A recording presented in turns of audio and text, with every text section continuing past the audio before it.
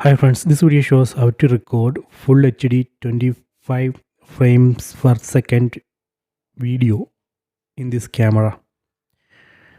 So first we have to select movie recording mode using this mode dial. I have selected movie recording mode, then press OK button on the camera, then we have to choose mode. Here we can see modes like auto exposure, manual. There are many. Let me select the first one, auto exposure. Okay, next I am going to record the video. Here we can see movie recording button. We have to press this button. See, recording started.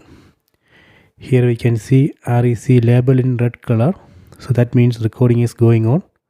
So there is a red border. So this way we can record full HD video. If you want to stop this recording, we can again press this button. See, recording stopped. If you want to play that video, press play button on the camera. Now we can see last recorded video.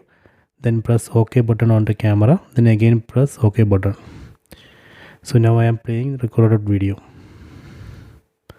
So this way we can record full HD video. So I hope you have enjoyed this video. Please subscribe my channel. Please like and share the video.